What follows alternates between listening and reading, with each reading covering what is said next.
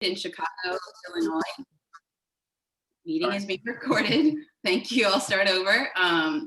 I am physically situated in Chicago, Illinois, which sits on the ancestral homeland of the Anishinaabe, Nishui, Mishko Daewin, the Council of the Three Fires, and the Ojibwe, Ottawa, and Potawatomi tribes. So I want to acknowledge that the lives and the memories of Indigenous peoples who have been and continue to be erased by the actions of colonizers and current settlers through violence, colonizations, and displacement, as well as the remarkable resilience of the Indigenous peoples and the American Indian community that continue to practice their tribal and intertribal cultures. Myself and all of us at JCS HISA remain committed to naming and addressing our privilege and internalized settler colonialized thoughts and behaviors as we work with and learn from others while residing in these stolen lands. Today and always, I honor and respect the many Indigenous people still connected to this land on which I gather virtually with you all today.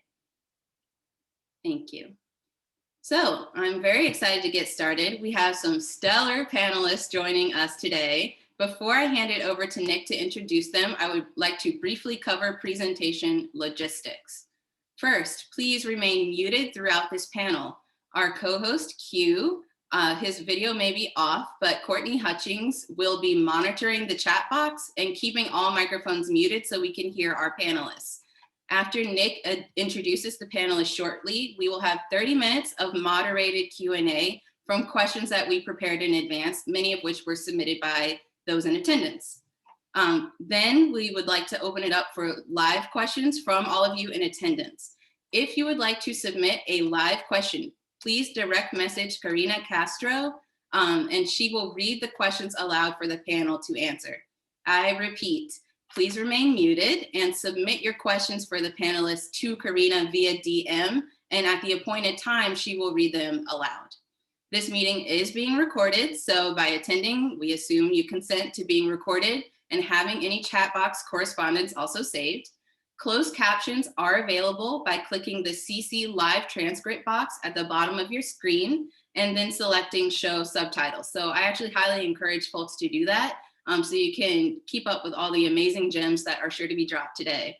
And without further ado, I will now turn it over to our associate editor, Nick Havey, to introduce today's panelists and begin our 30 minutes of prepared questions.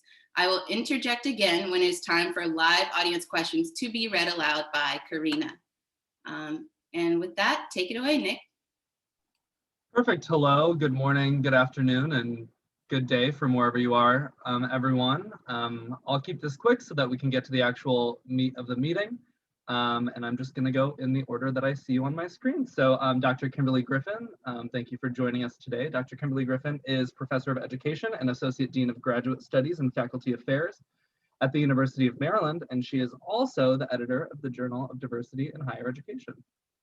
Dr. Marilyn Amy is professor and the Dr. Mildred B. Erickson Distinguished Chair in Higher Adult and Lifelong Education at, excuse me, Michigan State University, and she also serves as the editor of Community College Review.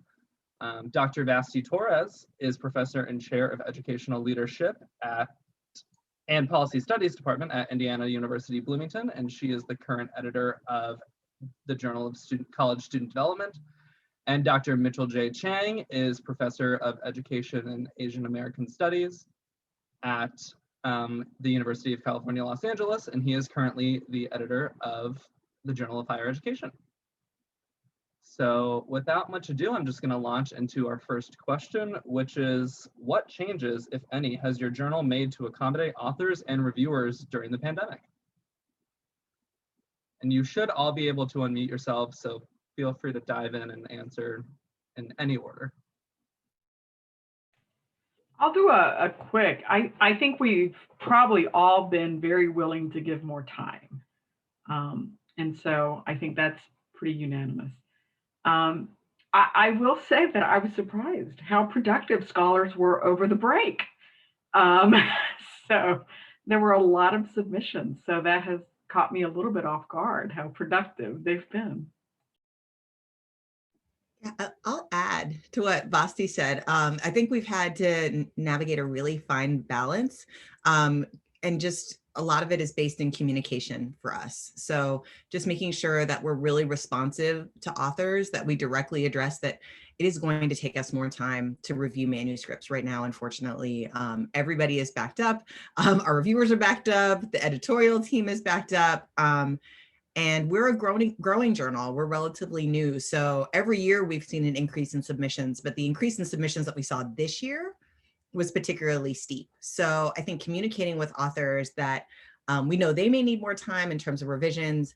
We need more time in terms of reviewing their manuscripts, and we really appreciate their patience. And then with our reviewers, particularly early in the pandemic, I was automatically giving like 2 to 3 weeks more time, and lots of grace for folks who a review just falls off their radar screen.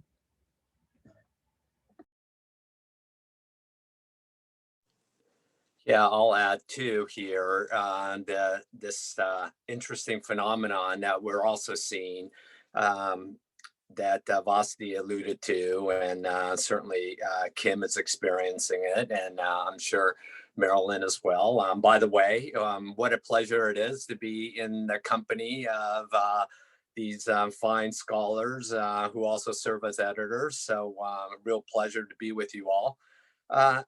One thing that I've noticed is that folks have continued to prioritize submitting manuscripts, but I think the priority for reviews have gone way down.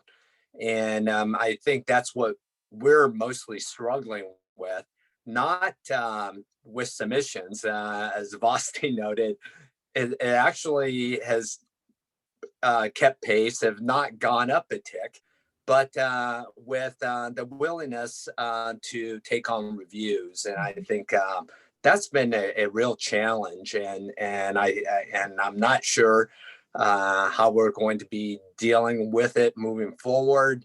It hasn't really recovered, and not only has it been more difficult to find really, appropriate reviewers, but the reviewers are taking a lot longer to submit their reviews. So for us, that's been the big bottleneck. I know you don't want all of us to answer all of these questions, Nick, but if I can just add one thought to what has already been said. In addition to what Mitch just said, and my colleague Jasenia Rosales, who's on the call with me, I think would attest to this even more strongly than I would. When a piece comes back in, our journal hasn't necessarily stipulated the time frame for a revision, which I think has proved very valuable during this block of time. However, revisions need to be reviewed, and calling back onto reviewers who may have conducted that first review, that has been a challenge too, because they just can't handle it. So if you got the first one done and someone is happy to take that feedback and resubmit, that time frame has extended too. So I'm sorry to all of our authors that we're not able to turn things around like we would love to do, but it's just very hard, as I know it is for authors to just say, oh my gosh, now I've got to redo this. I've got to find the time to do that too. And I think it's just a backup that we're going to have to take some time to get over. Thank you. Sort of a logical next question we'll just move right into is, can you describe the average timeline of a manuscript under review at your journal, including what happens after a manuscript is accepted? Well, that one I'll jump in on. Longer would be the characterization there. Hopefully getting shorter. I think the timeline used to be much quicker for the whole thing, and it is not now. But what I will say that I'm pleased to be a part of this journal and its editorial board, and Jasenia has worked really hard on this as well, is that once a piece is accepted, our journal historically has done a really substantial piece of copy editing along with the authors before it actually goes to the publisher for that final, whatever it is that they do piece. And I think that feedback has been intentionally developmental over time, because authors are often first time, or they're not used to working with a community college oriented readership. And so for clarity, for technical aspects, for enhancing one's writing capabilities, I think there's a lot of time that the associate editors and we spend with authors in trying to get that manuscript to its best positionality for publishing. And I know I learned that from a piece of review I got from a journal editor a long time ago, and just thought it was a really, really important piece that reviewers, you hope they give that kind of feedback, and maybe they do and maybe they don't, but there needs to be that extra step. So that too takes some time, but I think it's a really important learning tool. And it helps, I think, people feel much better about where their piece ends up than maybe the first round does.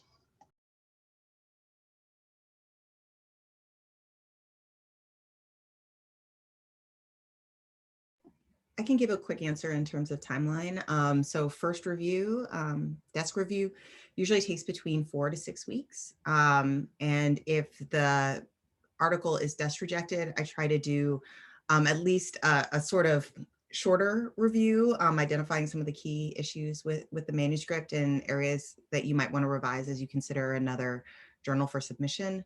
If it goes through a full review process, we try to be done within 3 to 4 months. And a lot of that again is depending on the timeliness of our reviewers, again with substantial feedback. Once a paper is actually accepted, it appears online pretty quickly. So it goes to be copy edited and put into our lovely journal format and can be accessed online. We actually had a bit of a backlog at the journal, so we've increased our page count for the next couple of years to try to get caught up a little bit so that we can attend to some of those previous manuscripts that were stuck in our backlog. So it may take a little bit of time before it's in the print journal, but it's immediately available online. I'll just add the timeline in terms of review are very similar to what Kimberly expressed.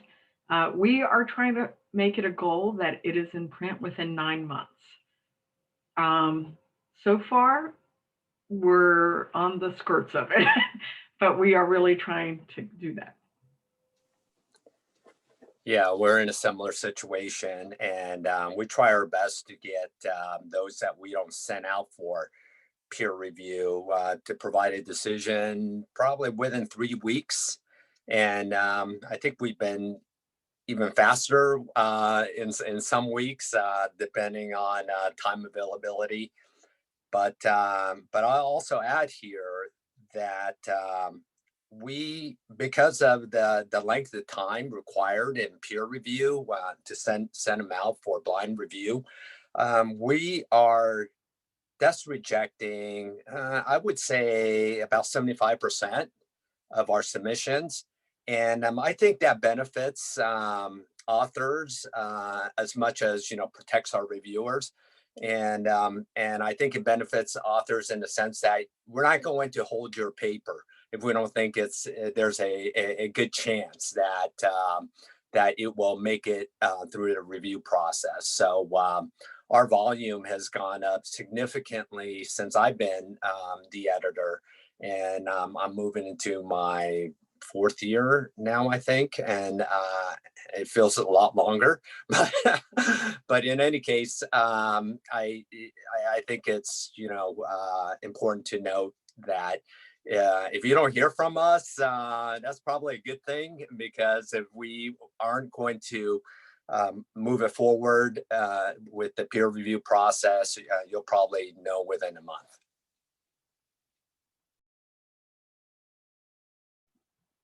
Thank you. So given the large increase in submissions that y'all have seen, do editors frown upon authors submitting multiple manuscripts to the same journal for simultaneous review? And in your opinion, does this impact the decision for those manuscripts?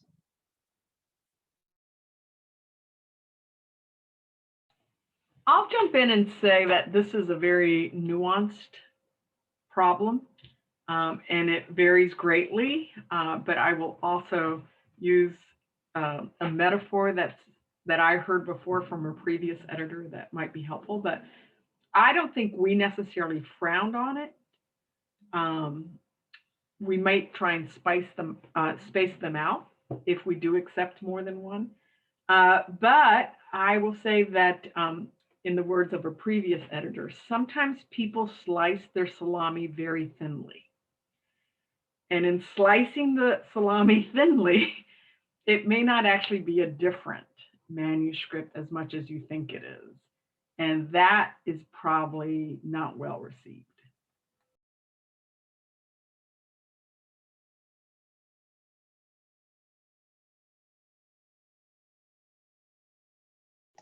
Adding to Vasti's comment, it's especially not well received if the same reviewers for different journals happen to get those very thinly sliced salami pieces, because then it raises a lot of ethical concerns for everybody.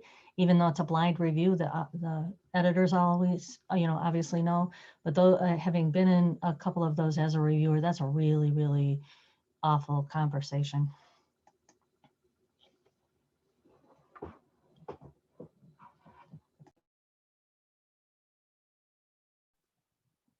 All right, thank you.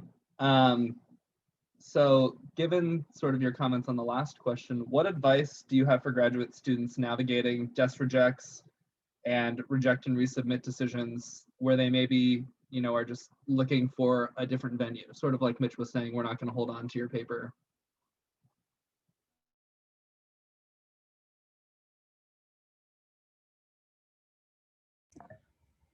I would suggest, so sometimes people will ask me after I process a desk reject, does that mean I can never ever submit this paper back to your journal? And no, that is not what that means. It means that it won't continue in the process the way that it is right now. If you resubmit it, it starts over. So if you really feel like that journal is really the best fit, you can always reach out to the editor to find out whether or not it's okay to resubmit the manuscript after substantial revision. And we've had several folks do that. And actually usually ask somebody else to have eyes on the manuscript if that happens, just to make sure that I'm not biased in any way, or that, someone else can try to assess whether or not the journal should continue in the process. If you feel like, or if the journal editor says this is not a good fit for us, my trick always was look at the journals that I'm citing. What journals am I looking to over and over again to inform my work? And that those are often a really good potential home for a manuscript that I'm working on. Yeah, your points are well taken, Kimberly. And desk reject doesn't mean that this is a terrible study, or it doesn't deserve to be published, or anything like that. It can be a question of fit, but also, it could be because a particular journal just has a kind of volume that it just cannot publish all the great papers that are submitted. So don't file it away.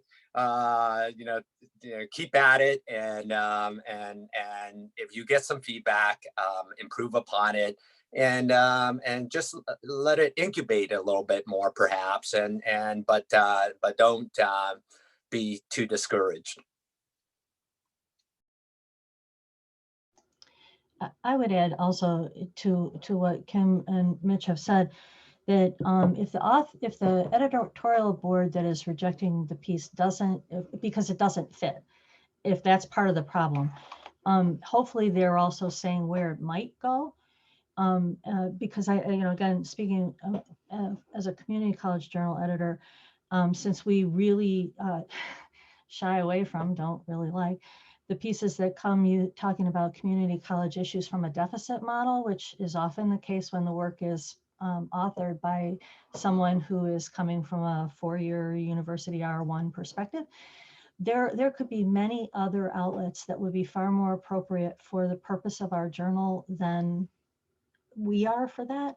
And so trying to say that when indicating it, as opposed to just, we're not going to accept your paper, but here are some places you might try. And both on feedback that is received, where you get some of the nuanced understandings of what reviewers have seen, but also from a straight out desk reject, sometimes identifying other locations can be just as good as trying to take all of the feedback and restructure to fit the one outlet you're pursuing. And for those who strive for the highest bar first. My guess is that many times that doesn't work for the first go round on something. And so that we have a plethora of really reputable, emerging, important journals that are looking for manuscripts that fit their target audience and their goals. So I think Kim's Journal is an example of that, that's been emerging and really taking a particular niche. And it's so important. But if you went back, 10 years ago under different names and editors, you might not have even considered publishing there. And yet it's an excellent outlet with excellent feedback to the papers, and it just may not be the first place you think.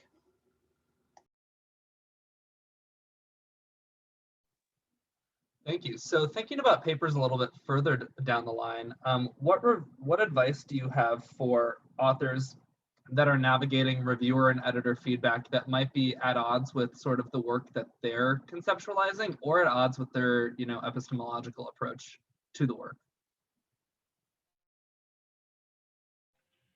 I'll jump in and say that, this follows up Marilyn Amy's comment about deficit model. You may get a DES reject if you're coming from a deficit model. So that's an epistemological approach that can get you DES rejected. If the reviewers are asking something that you did not do, I mean, we point blank say, please critique the study that's been done, not the study you would do, with our reviewers. And I personally would prefer that the authors contact me, and on occasion have said in my review, please feel free to contact me to talk about this if I think it's kind of major. So it would not be unusual for that.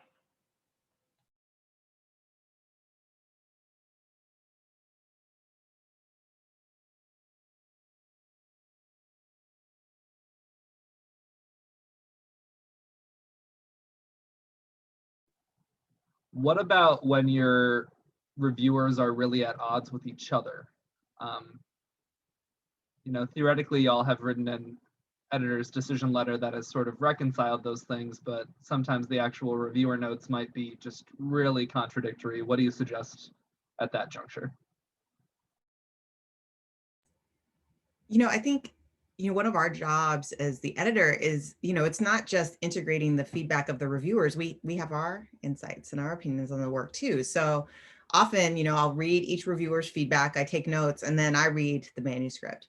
And if they're diametrically opposed, if one of them is just like, this is great, this is perfect, publish it as is, and the other one has pages and pages and pages of notes, I usually acknowledge the fact that, you may see that the reviewers view this manuscript differently. Here's where I land. And here's the feedback that I think is most important to pay attention to as you engage in revision. Or I agreed with this reviewer, and I'm making a decision to reject this manuscript, and here's why. That one of the things that we're really in our roles to do is to distill feedback and to help point the author in the direction of the feedback that we want you to pay the most attention to as you engage in your revision process. So I always tell folks, like, you have to make sure you address everything, but that doesn't mean that you have to do everything that your reviewers suggest that you do. So you have to engage with it and talk about, how you think about this feedback, but that doesn't mean that you have to make a manuscript into what your reviewer suggests that it should be.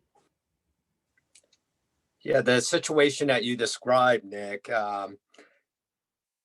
does happen, but it doesn't happen too often. And when it happens, I've noticed it tends to happen when you have one review that's pretty short and one review that's pretty long and in depth. And we always, lean more.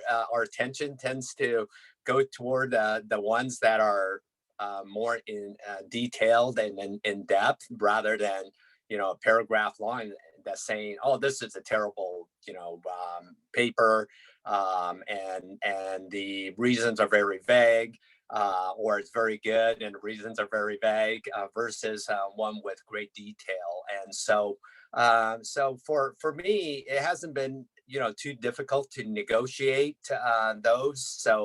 So sometimes if I can find a third reviewer, I'll send it out, or I'll lean on my associate editors to help break the tie. But it's usually, clearer than you would think, given the review submitted, and as a result, it's easy for me to do what Kimberly said, is to synthesize that and to weigh in myself on that particular manuscript.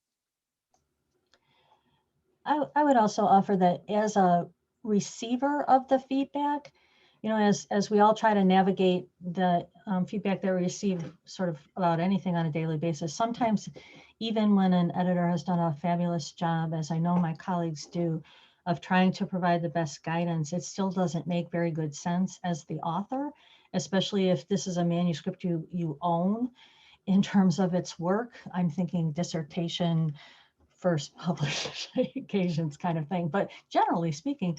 And at that point, I think sometimes it's really helpful to have a close colleague, a mentor, your significant other from an intellectual perspective who sits with you and looks at the feedback. Part of the responsibility when resubmitting, if that's what you choose to do, is to be addressing that feedback. But when it's contradictory, it's sort of hard to do that without going, oh, well, here and no, and back and forth all the way through. But sometimes I think what is clear to reviewers and often clear to editors, just because they've done a lot of it, is it looks very transparent when it goes out to you receiving it. And from a reception perspective, it really isn't, or especially around things that are ontological or epistemological. Yeah, we've got a really large vocabulary, and sometimes we don't all use it in quite the same way. And you're trying to navigate that. I think it becomes really helpful to have an other help you try to figure out what that is. Or as Vasti said, go back and talk to the editor and say, here's what I think is being said. And am I on the right track? Is this the right way to go? Because you don't want to waste your time, but you also don't want to penalize yourself for the feedback that you get that you don't understand and think it's not worth trying.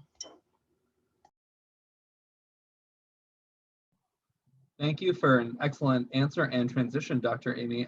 So one of our other questions is, what advice do you have from your first time submitting your work and publishing your work? So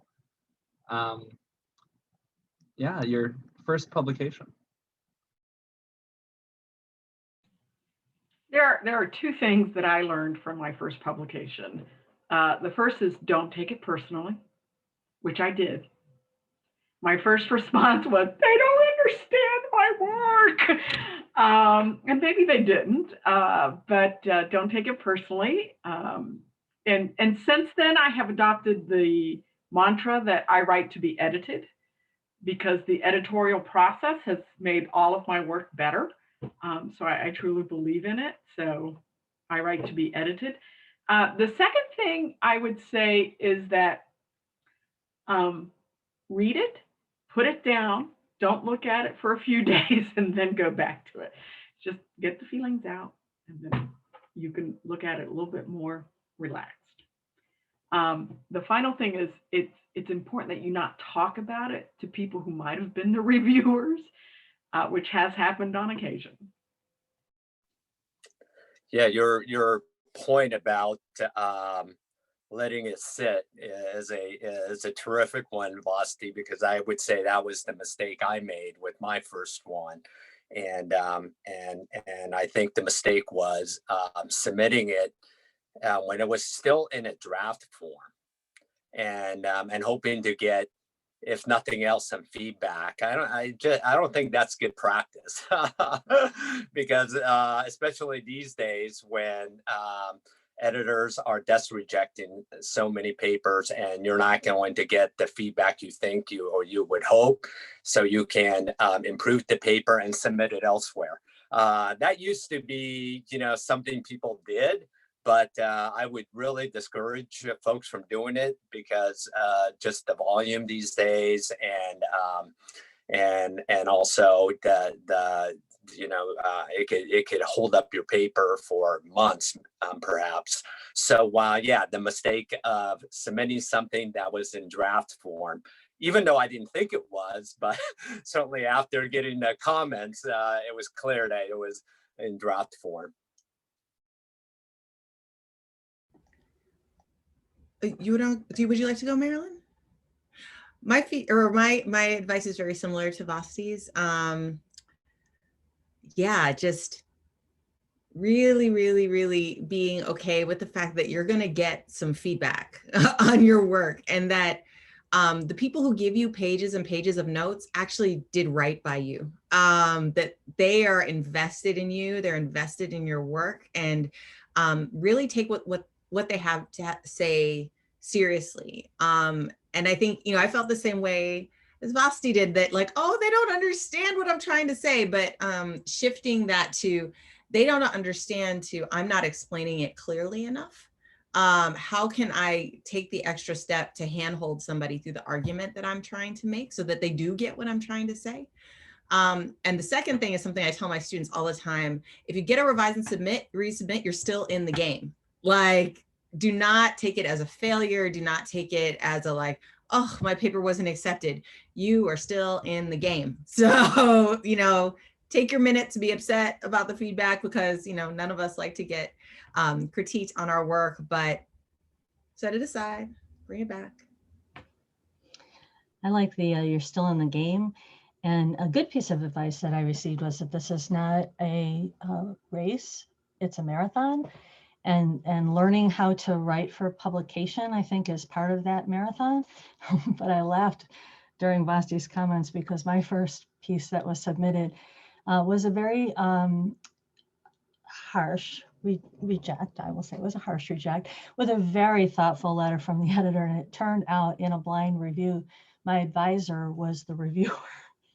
And so, like, she hates my work was all I thought about. Not that, they don't like it, which I only knew because the person gave a lot of feedback and they sent me the document. Different institution, a little bit of time had passed. The editor would have had no idea. And I thought, I know that writing. I feel that writing. Why do I feel that writing? And realized I have seen that writing before. And I just thought, I have to quit now. And I'm still here. So, but it was walk around with it. Don't react to it. And then just realize this is a learned behavior. It's like writing a conference proposal. You learn how to do the communication in the way you need to, but we're not taught that. So you're learning it as you go along, and be strong, thick skin, and it won't be your advisor. I can only And the last thing I would say is welcome to the club.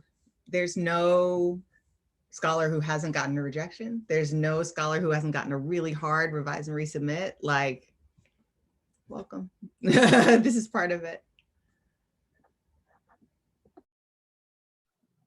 So sort of same mindset, same time frame.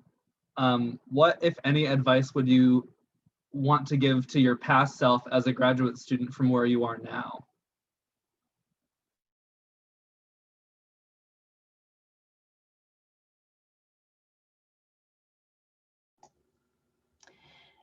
Mine would be, and again, since you're all here, which is such a great attendance, my thought is that this is, you're interested in presenting your ideas to the world, which is so important because we need them.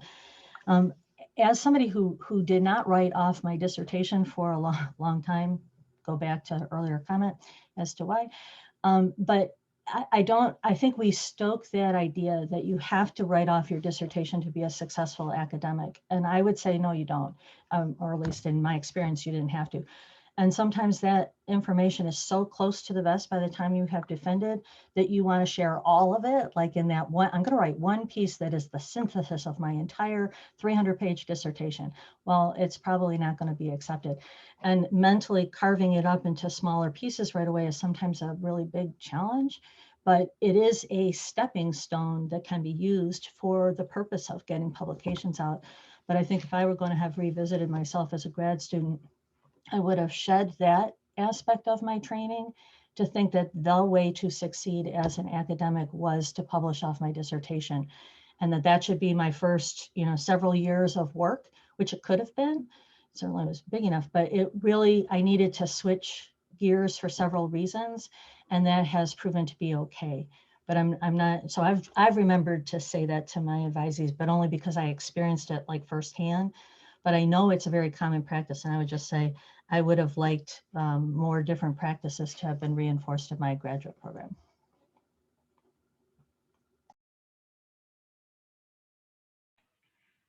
I'll chime in that, and I have a slightly different story because I actually went back to practice after my doctorate, and was trying to publish.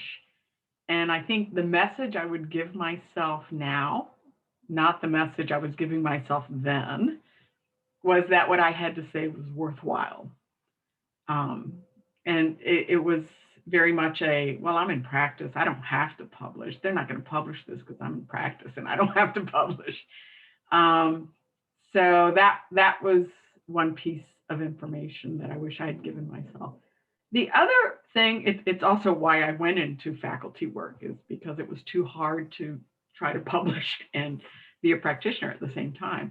The second thing I would say to myself is that it's very easy to, if you do research that looks at your own people, your own group, it's very easy to get bogged down in sort of the negative messages. And I sincerely hope there are less of those these days, but I sense that's not the case. So it's important to give yourself permission to engage in the kind of work that you do. Yeah, I'll just add to that. Thanks for sharing that, Vasti. I think if I were to talk to my old self, I would have said something like, publishing isn't about how smart you are or how good a researcher you might be, but it's mostly about resilience. and folks already pointed out, having learning to take criticism and all that business, which is very, very important. But also being able to stick with it and see it through and see the long game here. And I think that's very, very important. And because, you have a 30, 40-year career possibly of doing this, and you may come in and out of it. And but it'll always be here as a platform for you, these journals, I strongly believe. So it's a long game, and in order to play it, you have to be very, very resilient and be able to keep plugging away day to day, as you all know, finding time to write, finding time to work with others, and keep evolving in this craft. I think really similar to what Mitch said, I would tell myself that you can only control what you can control. So I remember getting really bogged down in how long things were taking, whether or not I had heard back about a revise and resubmit, or, like that I would sit and look at well, I have this many revise and resubmits and this many things are still at the desk decision. And I was constantly trying to check and find out where my papers were. And all you can control is what you send out the door and how you respond to what comes back to you. Everything else is kind of out of your hands. No number of emails that you send to the editor are going to speed along your review process. And I felt a lot less frustrated ultimately over time when I just realized I can just send new things out the door. I can be responsive when things come back. I can decide not to be bogged down by the amount of time the process takes. I know it takes a long time. We're really sorry. It takes a long time. So I would tell myself to be patient and that things will come out when they come out, and just keep putting your work out to be looked at and to be considered, and that it has value. Thank you, Dr. Griffin, and all of our panelists for sharing from your personal experience. At this time, we are going to pivot to the kind of live Q&A segment for the next 15 minutes. And I'm going to ask our editorial assistant, Karina Castro, to read any questions that have been submitted to her via DM from our audience who's here with us today. Karina? Hello, everyone. The first question we have is from Kendra, and it is, in my reading, it seems like many journals are looking for new studies or undiscussed topics. This is great and needed. My area of focus is on higher ed history, though. Do any journals accept history-based or historically focused manuscript and papers? I'll kind of tweak that a little bit, and it may not be an answer. So I admit it off the bat. I think we would definitely accept, JCSD would accept historical pieces, but the expectation is that the historical interpretation adds something versus repeating what has been previously said. So that's the tweaking, I would say. Yeah, I would totally concur with what Basti said. I think when you see that, when journals say like we're looking for new topics, it doesn't necessarily have to be, you know, a new population that has never been studied or anything. Like, while those things are valuable, I think we are all looking for work that will contribute in new ways, or adds to something new to the discourse. So there are times when I review manuscripts that are beautifully written, are really thoughtful, and I get to the discussion and it's like, this is consistent with everything that we already know about this population. And I ultimately have to just reject that paper because it's not adding anything new to the discourse that we don't already know. So just tweak and rethink that general comment that ultimately you just want to be mindful and signal to the editor in particular during that just reject phase. I know what's come before, and this is how what I've found says something new or different or engages in that discourse and pushes that discourse forward. And history certainly can do that.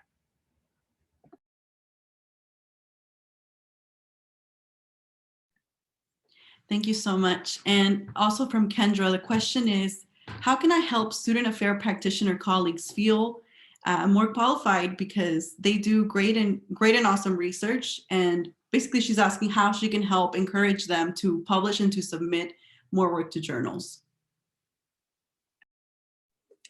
One thing I would advise here, and especially for those who are just, you know, beginning to learn this craft and beginning to learn the tricks of the trade, so to speak, of publishing, is to find others to work with.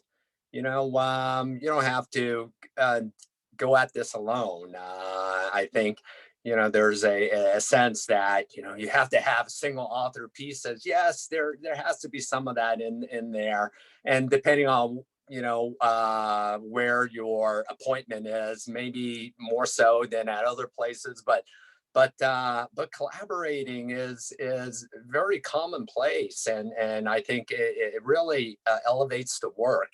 And I would encourage graduate students, you know, to do this. And I think my first publication was with a faculty member, and that process was such a great learning experience. In fact, I think, you know, if you can, whether as a graduate student or somebody who hasn't been publishing much and is returning to it, work with somebody who has a good sense of this craft, and you'll learn quite a bit here and be able to walk away, you know, with a skill set, improving upon a skill set that will help you with your next paper. So yeah, if you're one of those student affairs folks who's doing more practice than research, then yeah, just find somebody and don't let it stop you from publishing research.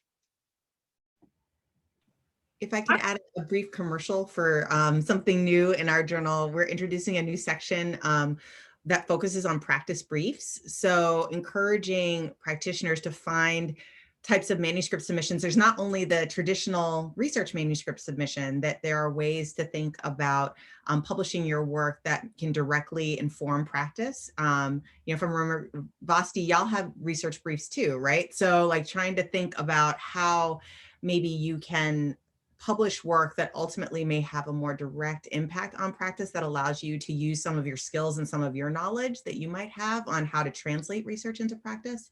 Also might be a way to encourage your colleagues that they have unique skills and unique insights that they could share in a manuscript that could make it stronger. I'm going to add a couple things. Yes, we have research and briefs. So one of the things to consider is don't always just look at the featured journal article, look at the different sections. And we just started in JCSD translational education research, which is really focused on public research. And our desire is to have practitioners partner with researchers to how do you enact the research in practice. So I encourage you to do that. The second part I want to bring up is that we often think that journals are the only place to publish. Right.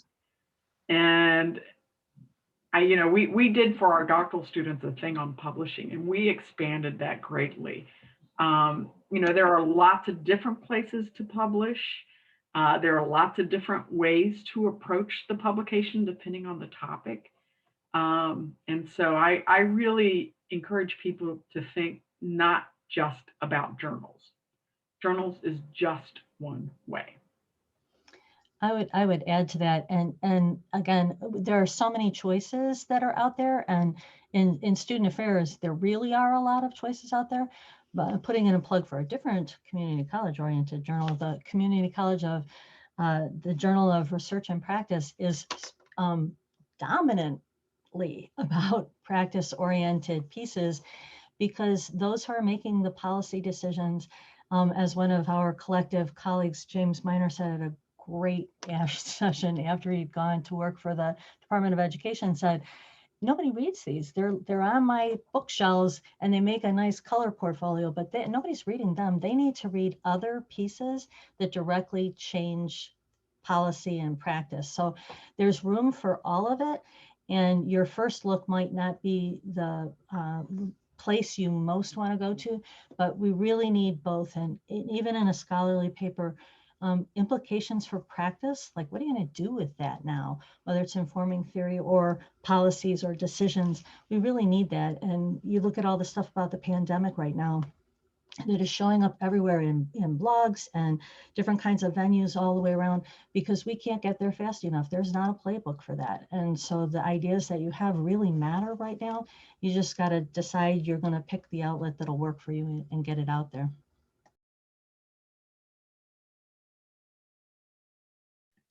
Thank you so much. We do have a few questions about graduate students being reviewers. And the first one is, would you encourage graduate students to be reviewers? And the second part is, in what ways can they seek to get involved in these opportunities? We actually allow advanced graduate students to be reviewers for the research and brief section. And this year we did a national call for reviewers in research and brief. We got more applicants for research and brief than we did for the editorial board. So it was almost more competitive to get onto the research and brief reviewer list than the editorial board. So yeah, there's sections that you can look at.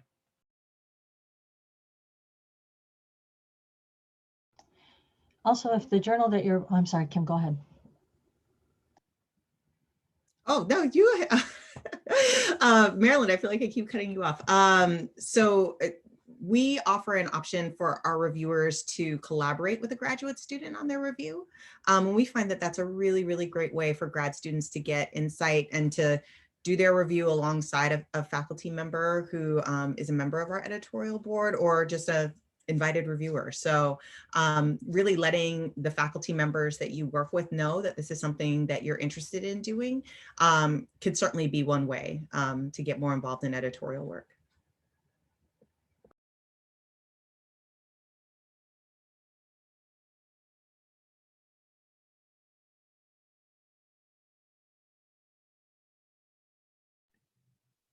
The next question we have is, when is it appropriate to nudge editors for a progress update?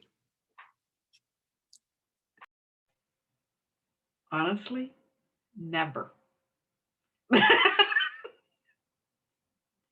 an honest response. It's not like we're holding back. I understand that. I feel that. So I back in the day when we actually were like mailing that, like I mailed my first journal article, like took it to the mailbox and mailed it in. And there weren't online systems to be able to check. So I think it makes sense that, something could get lost in the system or what have you. We've never lost it. We have it. Sometimes I've felt it helpful if it's been a particularly long time, because then we can behind the scenes see like, okay, do we have enough, to make a decision on this manuscript, just so we're not holding on to it for this person? Maybe we need to pull in an additional reviewer. But if it's like 3 months and a day, don't send a nudge. We've got it.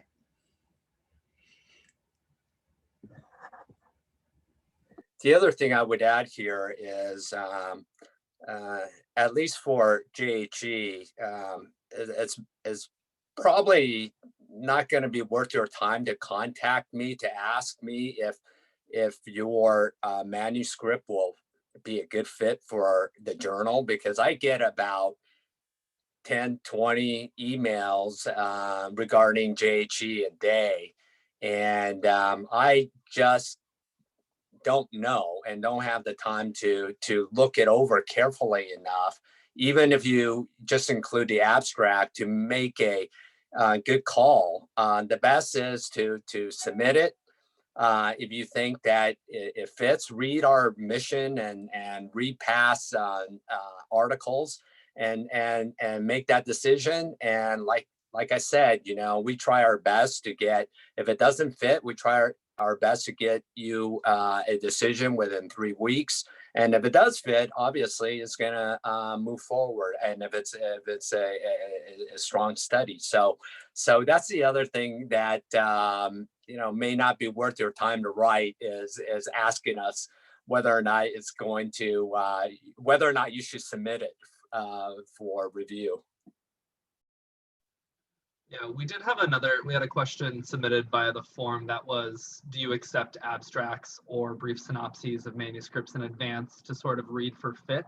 And so thanks for sort of tangentially answering that, Mitt. One note that I will say is that if you're trying to email JHE, we do have an administrative email, and I will reply to you if Mitch does not. So a lot of journals also have editorial assistants with listed emails. So it might be a better use of your time to email those people rather than seeking out the editor specifically, because the editorial assistant probably knows just as much of what's going on and is probably willing to reply to you at all, and probably faster. I should say, though, if you haven't heard back from us in like 6 months, it might be worthwhile to just send a reminder and ask about the status, because I know during my transition into the editorship, we discover a file that included 2 due from the last editor, and we didn't discover until 3 months into my editorship. So weird things like that happen. But I do think Nick's advice is really quite good in that. I mean, I agree. If it's 6 months and you haven't heard anything or you don't see any updates, it's a good idea. But if you actually ask the we call them publication coordinator email, they're much more likely to look into it than we are, because probably I'm going to forward it to him.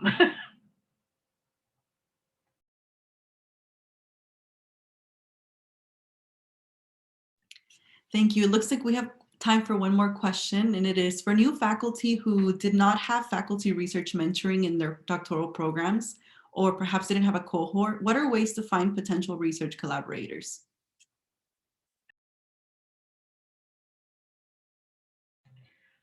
I want to encourage folks who, and I know there are more and more of those, and it just distresses me. I want to encourage them to do 2 things. First of all, look at some of the emerging scholar workshops. ARA has one, ACPA has one, I'm sure NASPA has one, because that's a way to meet other people who are in the same boat you are. And the other is, and I suggest this with a little bit of hesitancy. If there is someone who is doing work in the area that you are interested in, to reach out to them and ask them some questions. And I do respond to those. Sometimes it's just a short piece, but it's worth trying. And if you belong to the Council of Ethnic Participation with ASH, they have a mentoring program. I participate, and so it's a great way to meet folks who can kind of help you along. Rich Reddick is one of my very favorite collaborators. And we met on an ASH panel because we were both doing research on Black faculty and mentorship. And I remember at first being like, oh man, someone's studying what I'm studying. But then I was like, oh man, someone's studying what I'm studying, right? So really think about like, who are you citing all the time? Who do you find yourself on ASH panels with or AERA panels with all the time? That those people ultimately might be really great collaborators. So reach out to them, talk to them about what they're doing, talk about whether or not you might want to do something together. Maybe they can pull you in on something they're already working on. You can pull them in on something that you're already working on, just to gauge how you all work together. Can I add one quick thing? Because those of us who are older in this world, you will see if you look at our record that we collaborate with some people a lot and with some people 1 or 2 times. So your first collaboration might be worthwhile to do something small and see how it works out before committing to something major. One of my colleagues made a really insightful comment that might be helpful. And when she said, when she was thinking about her work, who did she want to be in conversation with about the work? And then she sought out people who were doing similar work. So I think Kim's suggestion about who you see, you know, at the sessions you're attending or presenting at any of the conferences that you're involved in are absolutely a first place to start, and the people that you're citing. But also, you know, we all have ideas and we want to be sharing them with people who would also care about them or be willing to challenge them. And so who are those people for you? And I absolutely agree. There are several people on the call who I won't name, but that I've had the privilege of collaborating with over time who have been brought together by very odd circumstances, like ice cream during a conference when you get talking about something and you have ideas that work and you say, well, let's talk about that some more. And it happens like that. It's not very scientific probably, but it is a network of people who share ideas and want to make things better in higher education. So. And I'll add to that great advice here that if you're looking to partner with somebody who is much more senior than you are, be prepared to do the heavy lifting. And don't expect this to be a 50-50 partnership. It is, I hate to tell you this, but it's, you know, a lot of folks get really frustrated when they try to enter these as a 50-50 partnerships. And if that happens, great. But more often than not, you're going to be the one who will have to do the heavy lifting and at times may have to, you know, negotiate that authorship listing and be prepared not to be the first one. But the experience you get, the development in your skill set will go a long, long way in your career. Thank you so much, Dr. Chang. I kind of like ending on that hopeful note about all of us going a long way, as the 4 of you certainly have. Thank you so, so much, Dr. Griffin, Dr. Chang, Dr. Amy, Dr. Torres, for joining us today. It has been an honor and a pleasure. This event was hosted by the Journal of Critical Scholarship on Higher Education and Student Affairs. We are accepting submissions. Some information went out in the chat, but we'll be following up via email as well. And thank you all for joining us today. Please email us at the address that you got the invite from if you have any further questions. That goes for our panelists and our participants as well. And I hope that you all stay well. Thank you. And just Thank to note you. that if you are, oh, sorry, go ahead. No, I was just going to say, thank you for organizing this. We're virtual. It's so easy to do this and no one had done it. So thank you. Thank you. Thank And thank you for replying to my email and agreeing to participate. And I just wanted to end with the note that if you were only able to show up for a portion of the meeting, that a recording will be available 10 to 15 minutes after we end this call, after it's done buffering on my computer.